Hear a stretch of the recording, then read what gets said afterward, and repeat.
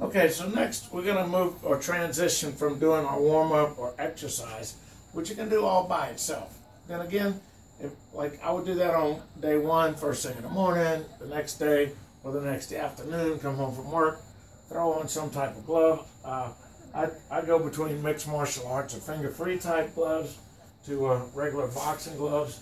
Depends on how much weight or time or what type of workout I want to do. You guys are familiar with the fact that I've created a martial arts system that's based around kind of a boxing base combined with street fighting, self-defense, and it's built almost counterintuitive to where most fighters do fight.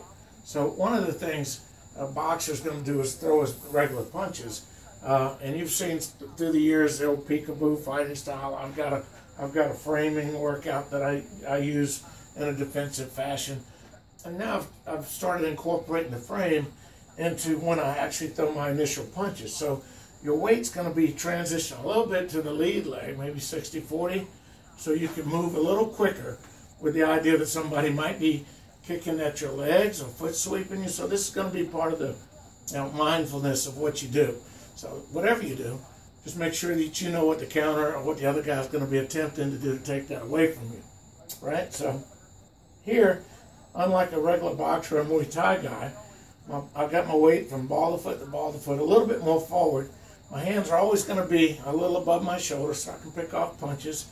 And if I'm just doing my defensive frame, somebody attacks me, I'm just going to pivot here, right? And point elbows. A little bit of a lean, and I've got hammer fist punches, and I can do a lot of pendulum style boxing, which we'll get into later in life, right?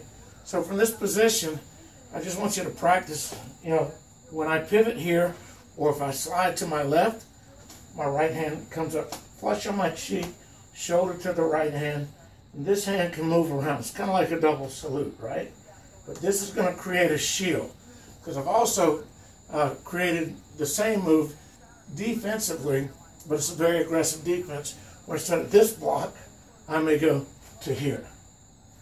This can be an open palm, or this can be a fist. So from this position, I want you to practice, left hand strike to right hand strike. Initially, you're going to struggle with which hand is open and closed because of the cross of body cross. And what happens there is it's counterintuitive, so you tend to hit yourself in the face, fingers open. But that's why you got to practice. So practice a simple 1-2 punch from here. 1, 2, nice and hard, right? Remember, we're creating a shield. Don't worry about the openness or the guy that steps outside with the counter punches, because you've got a lot of defense that's built in. And at times we'll do like the old boxing stuff. So on your footwork, you're just going to push here, right? And some of your footwork drills, you're just going to shift to the right, and shift left, right, left. You got to be comfortable with your movement. This hand comes up. I'm blocking out here.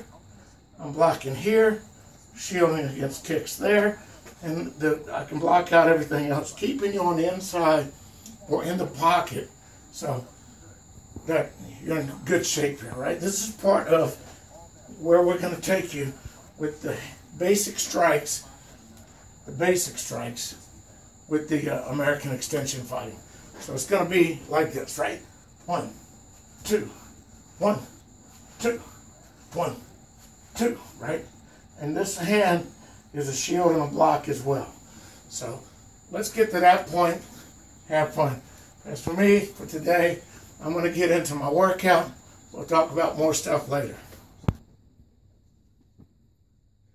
All right, so to be sure, before I sign off for the day, right, and get my workout in, when you're going into your framing position, it's much like a regular boxer would stand.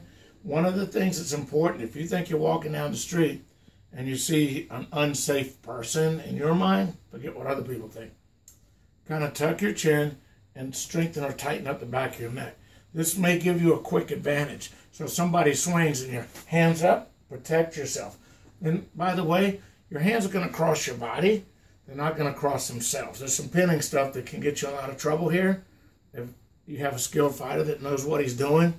But so when you do it, you pivot like a salute here. By the way, it doesn't matter if you're right-handed or left-handed. I may go here. I may go here.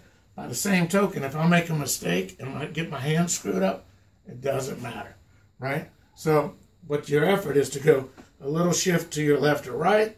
So if I'm going to go to my right, pow, block. If I'm going to go to the other direction, pow, right? So remember, if I'm moving left, right hand comes up. This hand has a lot of function, right? If I'm moving to my right, left hand to the cheek. If somebody just starts approaching me with a punch, I can step back with my weight leaning forward and just pow, fire punch, right? If you want to step out and throw a hook, I've got blocks and I can close the gap really fast, staying in the pocket the whole time. So either side forward, right? Make sure that you're pivoting somewhat like a boxer. So when you get your weight shifting, and this is really important when it comes to landing or maximizing your power on a punch. So it's just pow, right? And then keep on tracking. Just have fun with it.